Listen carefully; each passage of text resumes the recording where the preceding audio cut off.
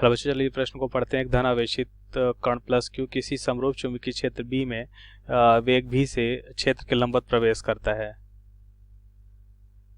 आवेश पर लगने वाले बल F का सूत्र लिखिए और बल द्वारा किए गए कार्य की गणना कीजिए। अब इस प्रश्न को समझने के लिए सबसे पहले हम प्रश्न की मुख्य अवधारणा को समझेंगे।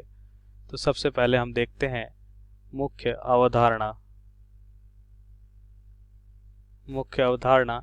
अब हम यहाँ पे देखेंगे सबसे पहले कि अगर कोई भी आवेश किसी चुंबकीय क्षेत्र के साथ, मान लेते हैं चुंबकीय क्षेत्र की दिशा को हम इस क्रॉस का मतलब यहाँ पे इस तल के लंबवत अंदर की ओर है, तो चुंबकीय क्षेत्र की दिशा को हमने यहाँ पे बना लिया है।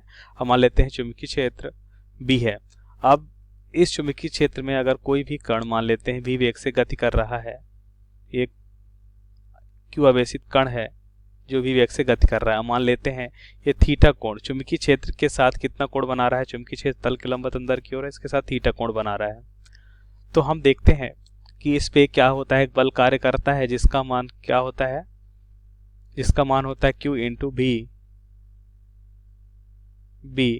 साइन थीटा, जहाँ पे थीटा क्या होता है, B और B के बीच का कोण होता है। तो ये कहलाता है हमारा चुंबकीय बल। ये क्या कहलाता है, हमारा चुंबकीय बल कहलाता है, चुंबकीय बल। और इस पे कार्य करने वाला, या हम देखते हैं इस बल द्वारा जो कार्य होता है इसका सूत्र क्या होता है। देखिए कार्य का सूत्र तो हम जानते हैं क्या होता है, बल और विस्थापन का गुणनफल, और यहाँ पे लिखते हैं cos थीटा, जहाँ पे थीटा क्या होता है, बल और विस्थापन के बीच का कोण होता है। तो यहाँ पे हमने कार्य को भी देखा और इस पे लगने वाले बल, कार्य का सूत्र हमने देखा क्या होता है, और इसके अलावा हमने देखा कि चुंबकीय बल का मान क्या होता है। अब उत्तर को समझ लेते हैं। तो जैसा कि प्रश्न में बोला गया है, हमें बताना है कि जब ये प्लस क्यू जो धनावेशित कण है एक समान चुंबकीय क्षेत्र बी में भी वेग से क्षेत्र के लंबवत प्रवेश करता है, तो यहाँ पे हम देखेंगे कि ये मान हो जाएगा हमारा चुंबकीय क्षेत्र है जो तल के लंबवत अंदर की ओर है,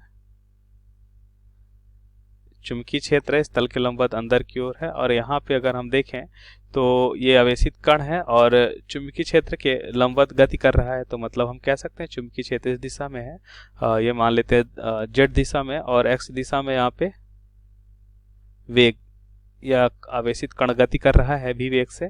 तो हम यहाँ पे देखेंगे इनके मध्य कोण कितना होगा, 90 डिग्री होगा। तो बी और बी के बीच का कोण 90 डिग्री है। तो बल कि अगर हम गणना करें तो बल क्या हो जाएगा, बल हो जाएगा Q into B sine theta, जैसा कि मुख्य अवधारणा में हमने देखा। थीटा क्या होता है, बी और बी के बीच का कोण होता है। तो भी यहाँ पे है, बी और भी के बीच का कोण 90 डिग्री है, तो यहाँ पे थीटा का मान, अब ये प्रश्न में हमें स्थिति दे रखी थी, इस स्थिति में हम देखते हैं हमें कोण कितना मिलता है, 90 डिग्री। तो यहाँ पे हो जाए Q बी साइन 90 का मान कितना होता है, 1 होता है। तो F बराबर क्या हो जाएगा, Q बी साइन 90 1 हो जाएगा। तो ये हो जाएगा हमारा चुंबकीय बल, ये हो जाएगा हमारा चुंबकीय बल। तो हम यहाँ पे देखेंगे कि पहले भाग का उत्तर जो हमसे पूछा गया था कि यदि लंबवत गति करता है चुंबकीय क्षेत्र के तो उसका बल क्या हो जाएगा, Q भी बी होता है। अब इसके दूसरे भाग में देखते हैं कार्य क्या हो जाएगा। तो कार्य हमने देखा कि यह हो जाएगा बल, और यहाँ पे गुणा विस्थापन इंटू कॉस थीटा, थीटा बल और विस्थापन के बीच का कोण होगा। अब जिस दिशा में वेग है उसी दिशा में विस्थापन होगा, तो हम मान लेते हैं विस्थापन की दिशा भी यही हो जाएगी। और बल की दिशा क्या होगी, देखिए बल की दिशा को ज्ञात करने के लिए फ्लेमिंग के बाएं हाथ के नियम का उपयोग करते हैं। अब फ्लेमिंग के बाएं हाथ के नियम से हम देखते हैं, यहाँ पे लिख लेते हैं पहले, फ्लेमिंग के बाएं हाथ के नियम से हम लिखेंगे कि अपने बाएं हाथ की 3 उंगलियों को परस्पर लंबवत रखते हैं, मतलब अंगूठा, अंगूठे के बाद वाली उंगली मतलब तर्जनी, और मध्यिका को हम रखते हैं किस दिशा में, आवेशित कण के वेग की दिशा में, और तर्जनी मतलब अंगूठे की बाद वाली उंगली को रखते हैं हम चुंबकीय क्षेत्र की दिशा में। तो ये वाला हो जाएगा वेग की दिशा, ये हो जाएगा चुंबकीय क्षेत्र की दिशा।